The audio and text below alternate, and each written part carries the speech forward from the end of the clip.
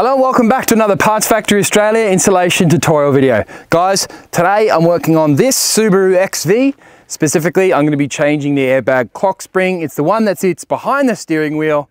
Basically, its job is to just transfer the wires from the fixed part of the steering column to the turnable wheel without obviously snapping it. So yeah, that's what we're going to be swapping out. Now guys, you can use this video for a lot of various cars. They all have the same clock spring as well, which is convenient. Because if you do need this clock spring for a Liberty, it's probably 09 up though, or 07 up. A Forester, Subaru XV, and Subaru Impreza, which is also the WRX, etc, etc. Guys, if the part number matches, you can use this video to install the clock spring onto any of those cars. They're all going to have almost an identical steering wheel and steering column shaft anyway. So guys, I'm expecting this one to take roughly maybe 15 minutes. I've done one in the past.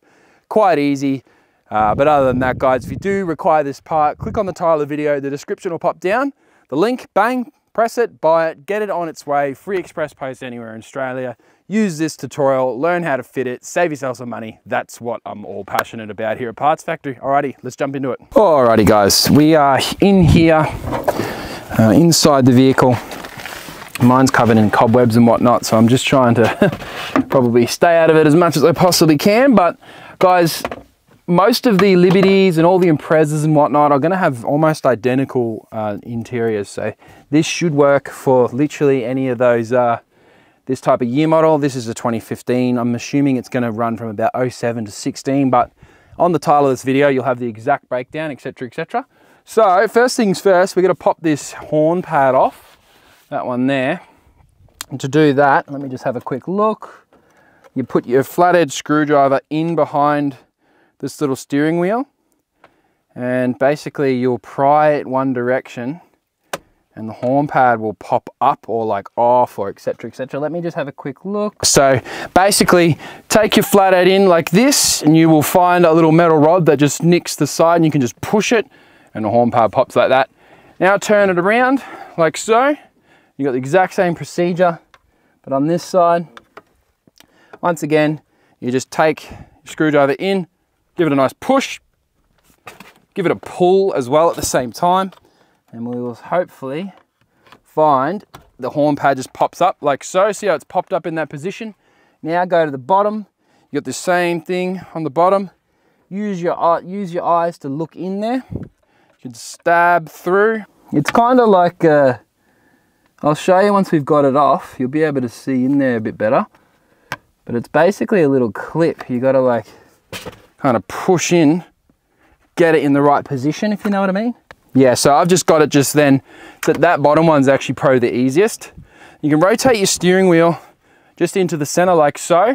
You can pop your horn pad out like that. Now you got a little earth wire here. Now, just before we go any further, guys, it's important that you've disconnected your negative terminal on your battery and allow the electricity to step down. If you've got a manual key, turn your manual key. And if you don't, try and start your car and just make sure it's all completely gone. Now it's time to undo the little earth strap here. Just remember, guys, you are dealing with airbags here, so you do want to be gentle.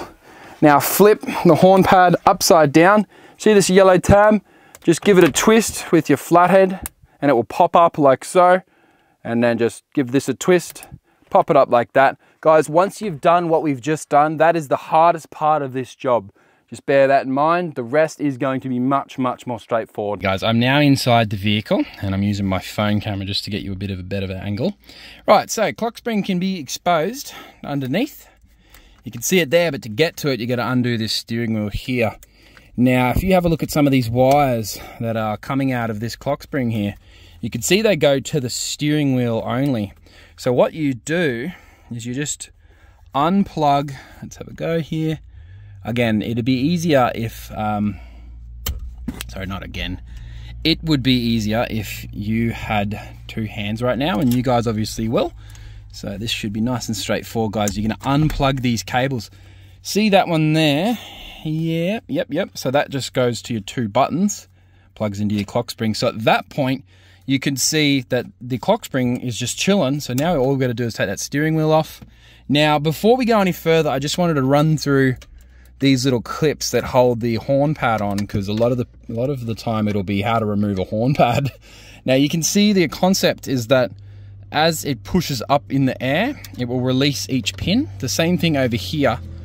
1, 2, and 3.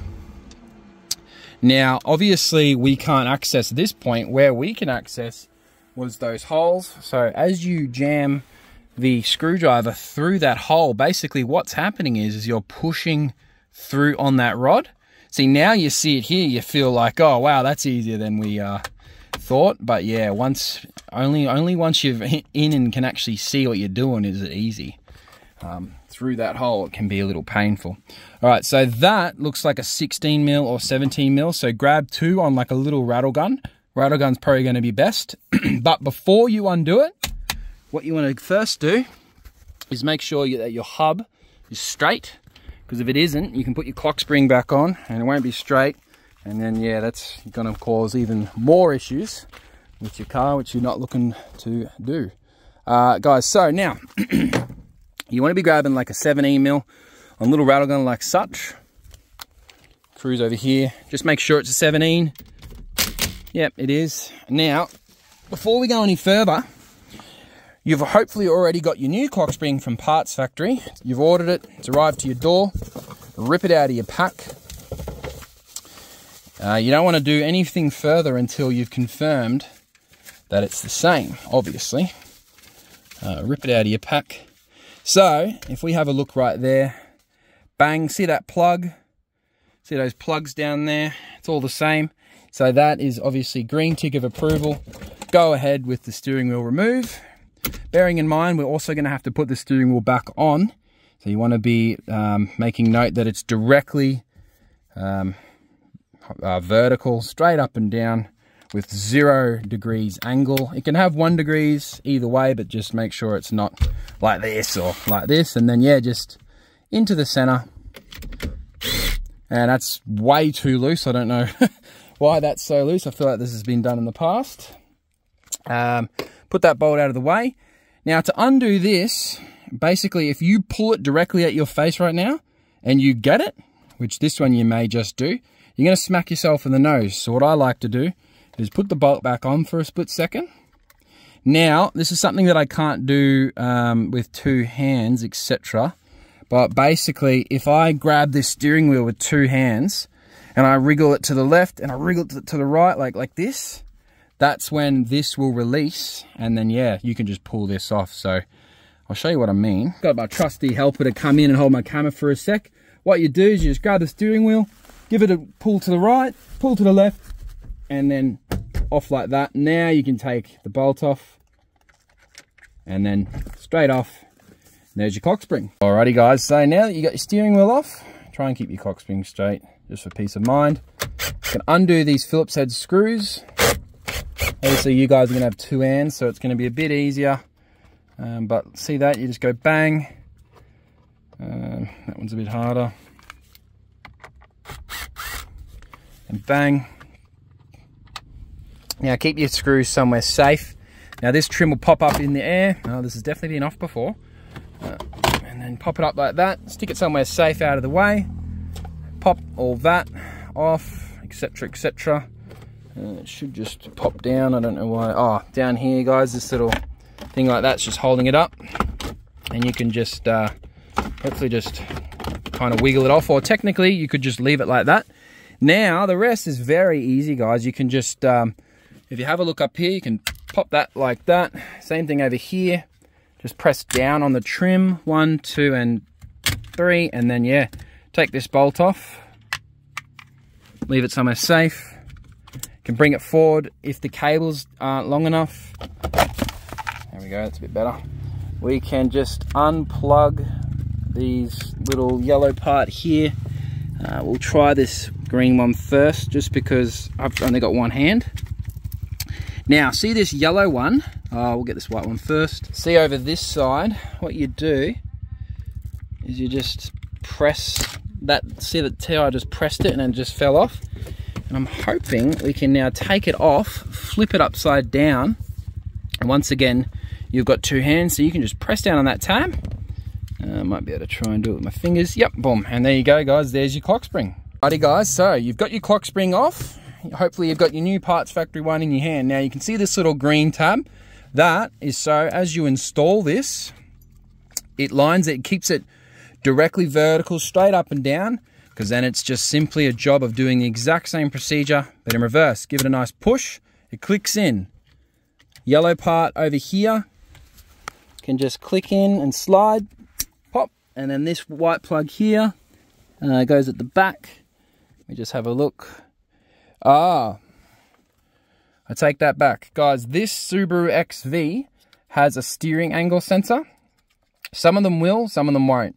If you do have a steering wheel angle sensor, that means that this part has to be removed from your clock spring and put onto our clock spring. So what I'll do is I'll do the same procedure but in reverse just for a second, just to demonstrate what something like that might look like, even though we don't have a steering angle sensor on most cars. Let's check this out. You can see how what I did is I pried up on this tab here and I pried up on that tab there. Now if I did the same thing on this side, once again I'm trying to do it with while holding this camera, but if I pry up on that tab, and look at that, it's ready to pop off, and that is the steering angle sensor you got to remove. Now you can transfer that over onto this just by simply going like this, making sure it's all lining up nicely, guys. There's a little male parts that have to go into the female parts, and then it just pushes in like that, and that's how you change it. So we've got the steering angle sensor all plugged in. So flip the clock screen up the right way, and then you can just bring it forward. Nice big click, and because it's already pre-aligned and the steering wheel straight, it's now good to go, guys. You can go yellow plug in first, obviously correct way up, hopefully. I'll just come around here for a second. Plugs in nice, and then this is your steering angle sensor plug we were missing before, which had me confused for a sec. And then this front one, nice big click. Now as you can imagine, it's the exact same procedure but in reverse. Steering wheel through. Once I've got this on, it'll be a bit easier. Hang on, I'll just put that through, and then see that the yellow tag, just make sure you're bringing that all the way through. Now this is at this point you want to pull the green tab out, right, and then hopefully just feed that through there, keeping it all nice and straight up and down. Give it a nice push. You can see that the clock springs plugs are directly perpendicular with this metal part of this steering wheel. Just clean it up a bit if you can, and then of course you got your plugs. Nice big push in. 1, 2. Now of course we want the steering wheel bolt, which is up here, to be nice and tight. We don't want to be leaving it loose like it was, which is absolutely mad. Put your 17mm back on there. Hopefully you've got all your tools just chilling. One thing I did forget is to put this trim on, but don't freak out if you haven't yet. You can put it on after or before, so just bear that in mind. So we're going to tighten this up nice and tight. Now I'm going to swap back to the other camera to show you how to put that trim on nice, and then we're going to put the horn pad in, and that would be job complete. Alrighty guys, so you can put this trim piece back on even though we've put the clock spring on, because you can turn the steering wheel to undo those bolts. So don't freak out right now. Just remember that little bar that goes in here, you want to slide that through so it sits up nice, and then raise that trim piece into position. The bolts line up with the 2 indicator and wiper stalks. Don't forget, the top piece has got to go on at the same time as the bottom piece. So you can just bring it all in, push it all up in, and it all clips together like so. You see how it clips all together? Now don't forget, it's 2 Phillips head screws, one on this side, one on that side. You just tuck it through here, and then of course tighten it up with your tool of choice over here. Nice long Phillips head to do this better.